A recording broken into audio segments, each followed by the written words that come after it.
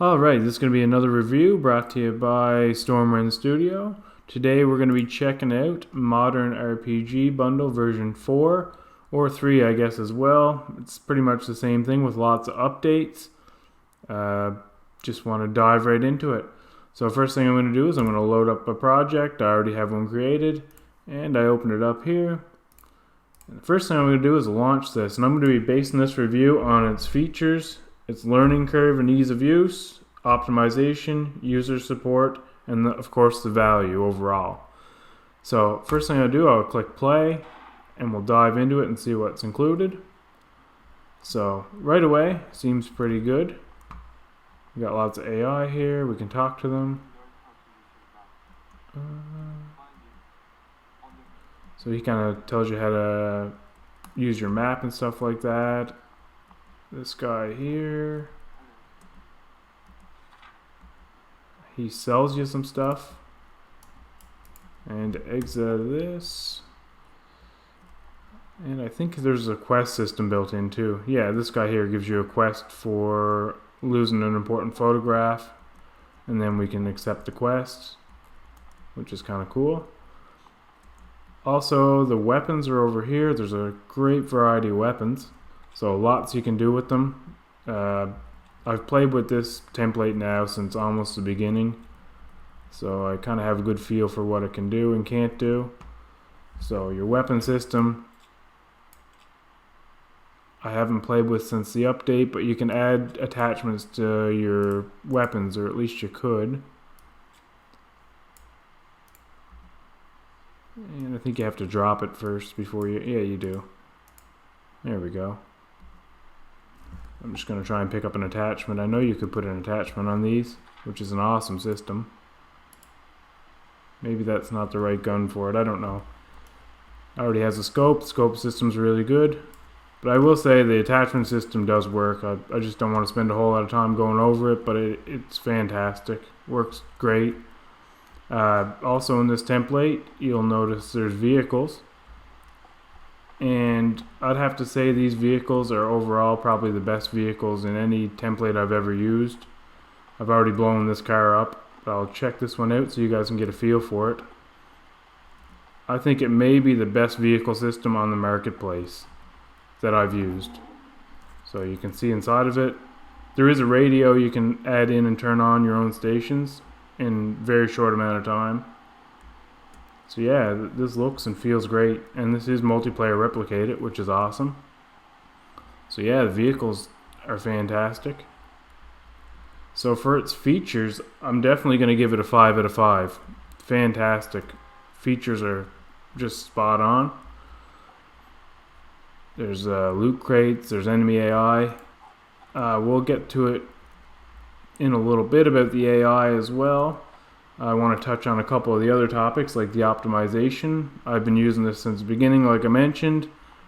And before you guys hit the buy on this, because the features are 5 out of 5, you probably want to stick around for the rest of the video because I'm going to go over some of the problems and issues as well. There is a great climbing system as well, which is good. There's a building system. Everything works pretty well, but I'm going to start showing you some of the snags that you may want to look out for.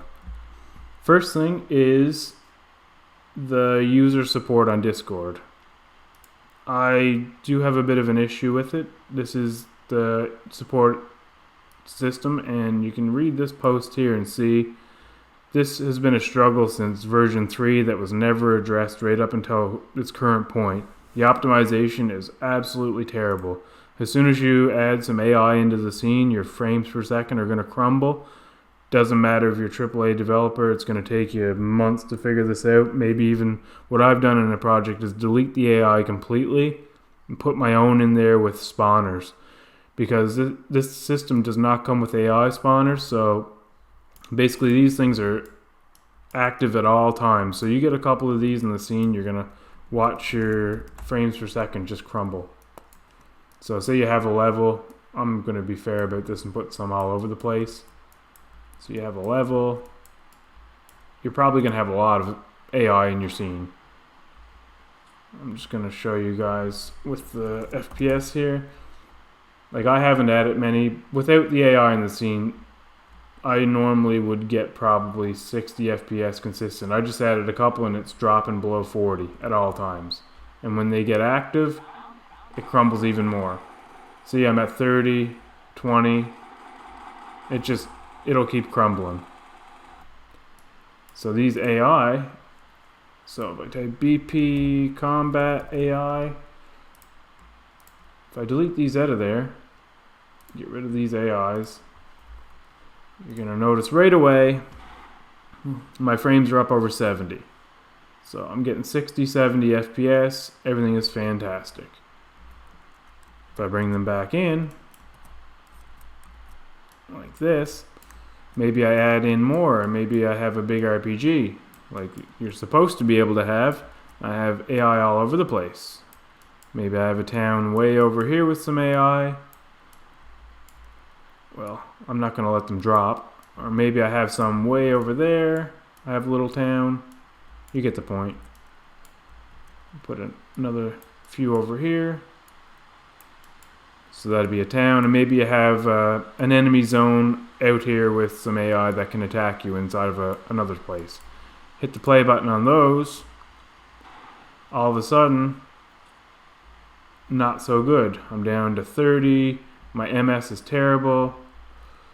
Frames per second should not be 30. It should be like 70 at the minimum for my specs. So if I type stat game, my world tick time is absolutely terrible. My AI is terrible. My frames are dropping tremendously. It's just always rendering the AI, and they have a lot of instructions involved. So I just figure you guys should see this in a review so you know what you're getting into before you buy it. And as these guys get active, I've even crashed the game with it. So yeah, you can see my MS. It's terrible. It's almost as bad as my FPS. So I'm not going to spend any more time on that. Just so you know, the AI optimization is out the window. You'll either have to heavily redo the code or cut these things out completely. But overall, for a template, I guess for prototyping, this is really good. But you're not going to make a finished game out of the box with this, with the AI that's included in its current state. So the next thing I want to touch on is the learning curve. I would say this is going to be really difficult for anybody new to Unreal or even moderate to pro. I would say I'm probably moderate level. Maybe I can Blueprint, I can C++, I can get my way through pretty much anything. And I struggle to change some things in this. You really need to know what you're doing.